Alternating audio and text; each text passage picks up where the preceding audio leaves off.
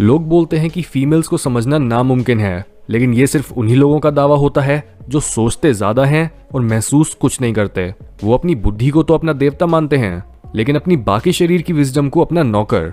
इसलिए ये एपिसोड बुद्धि और लॉजिक को पकड़े रहने से नहीं, बल्कि मन को शांत करने से समझ आएगा। फेमिनिन को समझने का सिर्फ यही उपाय है। इसलिए अब सीधा बात करते हैं उन क्वालिटीज की जो आपको ये इंडिकेशन देंगी कि एक फीमेल की कौन सी चीजें उसे एक आइडियल पार्टनर बनाती हैं। Number 1, she is beautiful inside out.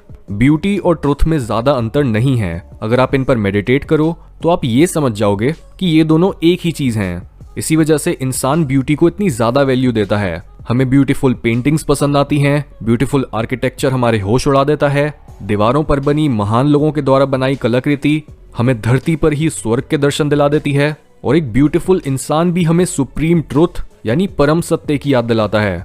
जो लोग खुद ब्रेन वॉश्ड और अपनी ब्यूटी की रियलाइजेशन से दूर होते हैं और डीप इनसाइड खुद अगली फील करते हैं, वो ब्यूटी को ऐसे ट्रीट करते हैं जैसे वो कोई बहुत सुपरफिशियल और बुरी चीज है। आपको ऑलमोस्ट शेम करा जाता है ब्यूटी की तारीफ करने के लिए, लेकिन इवन ऐसे लोगों का भी एक्सपीरियंस उनकी बातों से मेल नहीं खाता, क्योंकि ब्यूटी का एक्सपीरियंस ही कुछ ऐसा होता है कि वो हमें अपने आगे इतना छोटा और कमजोर महसूस कराती है, लेकिन साथ साथ हमें अपने असली घर की भी याद दिलाती है। और ब्यूटी स्पेशली फीमेल्स के केस में ज्यादा इंपॉर्टेंट इसलिए मानी जाती है क्योंकि ब्यूटी उन्हें इंट्रिंसिकली वैल्यूएबल बनाती है। एक फीमेल की ब्यूटी पूरी दुनिया के खजाने से तोली जा सकती है। हमारा दिमाग इस बात को इनकार कर सकता है, लेकिन दिल यानी हमारे इमोशंस और बायोलॉजी नहीं। इनर और आउटर ब्यूटी का मतलब ही ये होता है कि एक इंसान डिवाइन के टच में है, या एटलीस्ट वो उसका एक रिमाइंडर है। Number 2, she brings out your potential. हमेशा से ये बोला गया है कि हर ग्रेट आदमी के पीछे एक औरत होती है, लेकिन आजकल लोग इस बात की डेप्थ ना समझ पाने की वजह से इसे बस एक डायलॉग से ज्यादा कुछ नहीं मानते। पर फेमिनिनिटी का नेचर ही मल्टीप्लिकेशन है। एक फेमिनिन फीमेल को एक स्पर्म दो तो वो उसे मल्टीप्लाई करके पूरा बच्चा बना देती है, ईंटों की बिल्डिंग को घर बना देती है, फल सब्जी दो तो उसकी मील बना देती है, और ऐसे ही अगर आप उसे अपनी अच्छाई और नेक इरादों की झलक दिखा दो तो वो उसे भी एम्पलीफाई कर देती है। इस तरह की फीमेल जो फेमिनिनिटी की एक्चुअल स्ट्रेंथ जानती है, बजाय उसे वीक समझने के, वो आपकी आंखों में आंखें डालकर आपको क्लियरली बताएगी कि आप कब गलत हो और कब आप बस खुद को डाउट कर रहे हो और आपकी पोटेंशियल तो इससे बहुत ज्यादा है। एक मेल इस तरह की फीमेल के साथ होने पर पूरी दुनिया से लड़ जाता है। बिना ऐसी फीमेल के मेल्स के कैरेक्टर में कोई डेप्थ ही नहीं आती, क्योंकि मैस्कुलिनिटी बाय नेचर शैलो होती है। अगर मैस्कुलिनिटी पहाड़ों की ऊंचाई है तो फेमिनिनिटी घाटियों की गहराई है।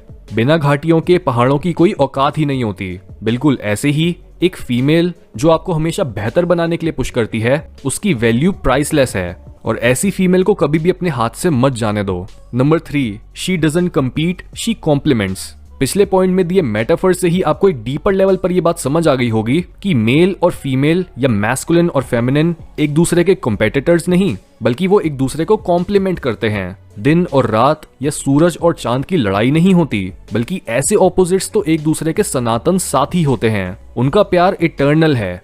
लेकिन जो इंसान सोसाइटी की बातों में आकर इन गहरे सचों को भूल जाता है, वो इस धरती पर रहने वाले अपने ही भाई बहनों को काटने लगता है, और ये समझ ही नहीं पाता कि दूसरे लोग उससे अलग नहीं हैं। बिल्कुल ऐसे ही अगर एक फीमेल बहुत ज्यादा मैस्कुलिन बन गई है और उसे दूसरों को हराने से ज्यादा इंपॉर्टेंट चीज कुछ नहीं दिखती, तो ऐसी फीमेल एक अच्छी पार्टनर तो क्या, वो सोसाइटी के लिए भी एक बुरी इन्फ्लुएंस होती है। मैस्कुलिन का स्वभाव कुछ ऐसा ही होता है कि उसके साथ घमंडी बनना बहुत आसान होता है अगर उसे बैलेंस ना करा जाए तो।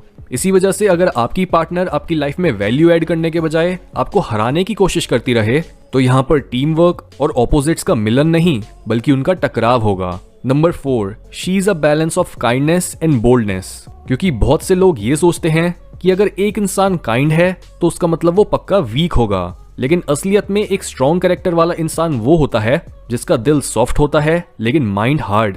यानी इमोशनली वो दुनिया के हर इंसान के दुख को समझ पाता है और उनकी बिना सेल्फिश हुए मदद भी कर सकता है। लेकिन अगर कोई उसका फायदा उठाने की कोशिश करे या उसके प्यार करने वालों को तंग करे तो वो उसे भी नहीं छोड़ता।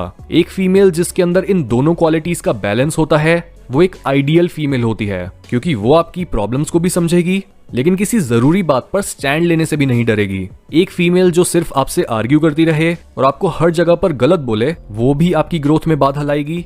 और एक फीमेल जो सिर्फ पैसिवली आपकी डांटों को सुनती रहे, वो भी। इसलिए बैलेंस को ढूंढो। Number 5, she helps you when you are down. कई फीमेल्स एक इंसान के वीक कैरेक्टर और उसके बस एक वीक फेज में डिफरेंस नहीं बता पाती, जिस वजह से वो एक ऐसे इंसान को उसके लोएस्ट पॉइंट पर यह समझकर छोड़ देती हैं कि ये उसके वीक कैरेक्टर की निशानी है, जबकि असलियत में ये बस उसका एक बुरा फेज था। ऐसी फीमेल्स बिल्कुल भी रिलायबल नहीं होती और उन पर ट्रस्ट करना बेवकूफ़ी है। Number 6, she is a ride और डाई पार्टनर। जो चीज़ एक फीमेल को एक मेल की नज़र में बहुत अट्रैक्टिव और वैल्यूएबल बनाती है वो है उसकी सबसे ऊंचे स्तर की लॉयल्टी, क्योंकि जितना लॉयल एक फीमेल उस इंसान के लिए हो सकती है जिससे वो प्यार करती है, वैसी लॉयल्टी दुनिया में और कहीं नहीं दिखती।